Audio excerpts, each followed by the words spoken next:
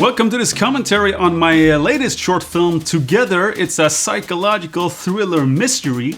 I'll be watching my own short film while sharing my thoughts and ideas and talking about the obstacles and problems I had to solve while doing this film. I will also be totally transparent and comment on what I think worked and what didn't. So let's learn together.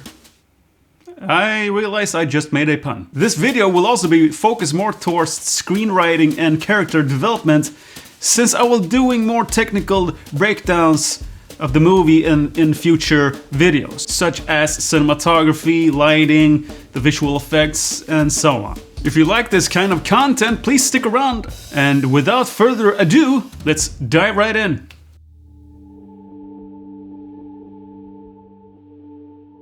I wanted to start this film, slow and creeping once again, like I've been doing on my latest short films. I want to set the mood again and, the atmosphere with music and slow motion. I told Andreas I wanted him to move into this apartment in slow motion, to be really subtle and careful going inside, like he's scared or apprehensive of what's in there. Over the shoulder shot here, we see that something is amiss. This apartment is a mess, and now we're introduced to Emma. I've been told the audience usually wonder here at this point what their relationship is. And I'm withholding this information to get you intrigued and wondering. A beginner mistake would have Andreas go in his first line, "Emma, since I'm your brother, you must understand that I'm worried about you." That would have been cheesy. So withholding information in a screenplay is a great way to keep people interested and intrigued. Ja, du ringde ju. Minns du inte det? Vad är det som händer? Now we know that Emma is confused. She doesn't remember things. The line there about the neighbor is to suggest that she might be acting out in some way, being a disturbance in this house, perhaps having some violent tendencies. Hon har lagt sina larver i skåpet där.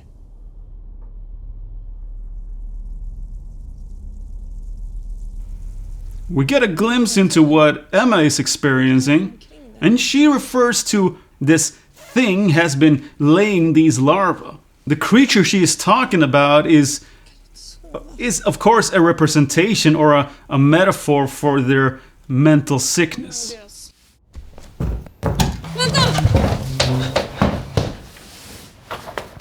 Now we know that these things Emma is talking about is all in her imagination. If you notice, we start this scene using one side of their shoulders. After they stand up and sit down again, we switch over to their other side. I did this on purpose just to mix it up from a visual perspective. It would have been boring if we had kept using the same shoulder throughout the entire scene. Tur att du har din bror. I guess when people watch this short for the first time and Lucas just happens to have new medication in his pocket like that, that's a little bit too convenient and might be looked at as lazy screenwriting, but as we learn, there's actually a reason and explanation to why Lucas got these pills in his pocket. And that is because it's his own medication. Morfar. Farbror. Here's a short and quick exposition. I'm pretty pleased with this one because it's not that much we need to establish here. We just need to know that there are others in this family that are suffering from these mental problems, which opens the question up, might there be other relatives that suffer from this condition? Jag pratade med en läkare och han tyckte att du behöver fortsätta med medicinen. Ja, uppenbarligen så behöver du det. Den gör ju att... Lucas keeps telling her to take her medication, and now she finally opens up to why she doesn't want to take it. It makes this creature invisible, which makes her freak out, learning that this thing can be right next to her without her being aware of it. My idea is that the medication is actually helping her, but in this state of mind she's in right now, she's convinced that the medicine, in a sense, takes away her ability to see these otherworldly things around us. Emma?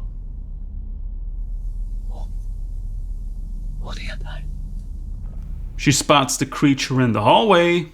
I realize it would be cool to make another shoulder switch when she sees the creature here, but instead of it being in the hallway, it's inside the kitchen in the corner, so we would have to slide over Andrea's shoulder to the other side while she slowly moves her eyes towards this corner. That would have been cool.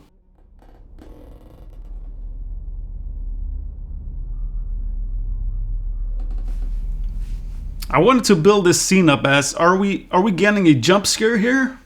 Is this a proper horror film where I tricked everyone that there's nothing, but now all of a sudden there is something?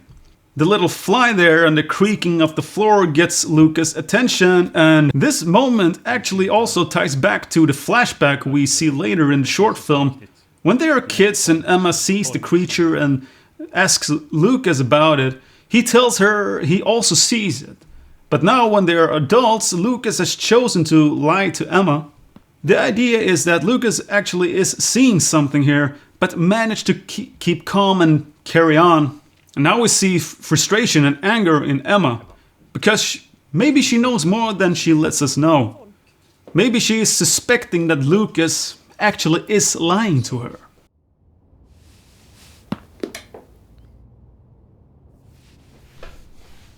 Lucas now knows he alone will not be able to persuade her to take her medication, so now he has to try something else. That's why he starts talking about these other people to pressure Emma and make her feel like if she doesn't take her medication there might be huge consequences. Lugn. This backfires, or at least triggers a bigger reaction than Lucas was anticipating. So now he really needs to calm her down and assure her that they won't take her away. My idea here is that there's no one at the door to grab her, but he wants her to think that, so that he can pressure her into taking her medication. So Lucas is pretty desperate here. He's willing to do whatever it takes to make her take her medication. Jag låter mig inte ens röra dig, okej? He managed to assure her that she's not going anywhere. She breaks down, and now he can state the rules if she wants to stay and give her this ultimatum. It's either do this what I want you to do or go with them. It's up to her. And now she gets these hallucinations, hearing these voices, and that's the final straw for her.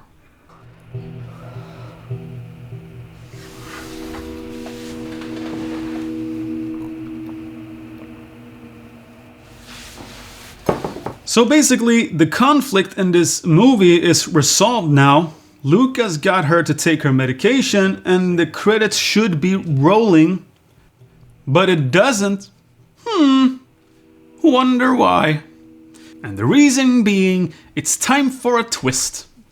But first, I really needed some time between her taking her medication and laying down in the bed because I wanted a significant change in her energy, you know, going from this mess of a person to actually being just mellow and almost a little bit harmonic.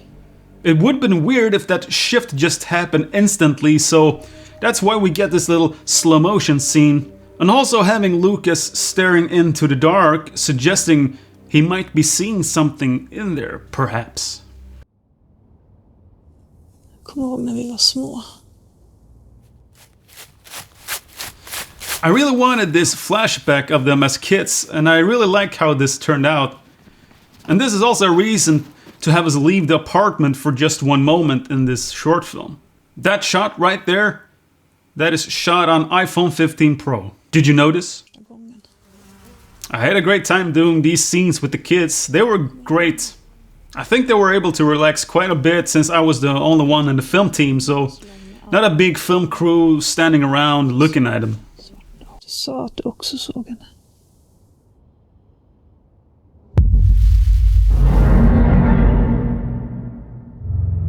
I didn't want to show the creature too much in that white shot, but enough to give people the creeps seeing all of those legs and the long black hair.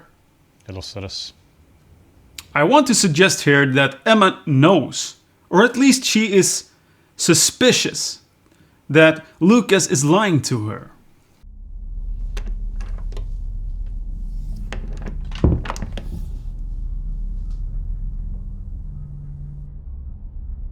The poster with the cat here is supposed to taunt or mock Lucas. As we learn reading this line here, it's Lucas that gave this poster to Emma at one point, trying to solace her that they will be neighbors soon so that he can help out more. However, because of the reaction we get from Lucas here, I want to imply that he suffers from guilt, not able to stand by her sister as much as he wanted to, just because of his own problems. And these feelings triggered this climactic hallucination in Lucas we get here at the end. Ugh, that is disgusting.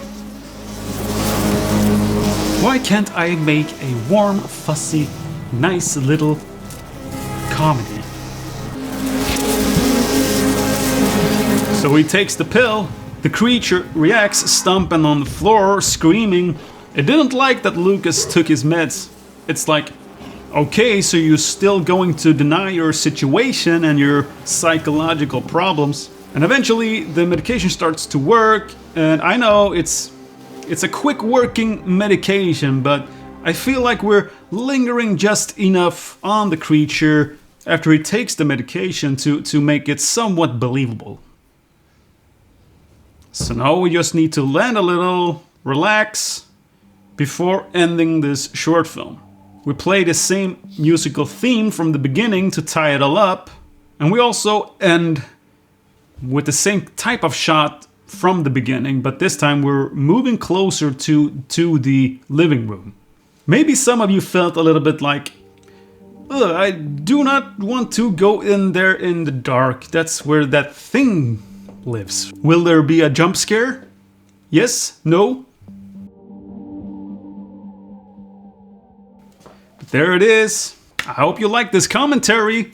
I believe this is a combination between my Alien Infestation short and Dark Love. If you took those two and combined them, you get something like this. So next up, I'll start doing more of these videos where I talk about the cinematography, visual effects, and the editing, and music, and all of that post-production. I hope you will be here for the upcoming videos, and that's all I have for now, and I'll see you in the next one. Bye!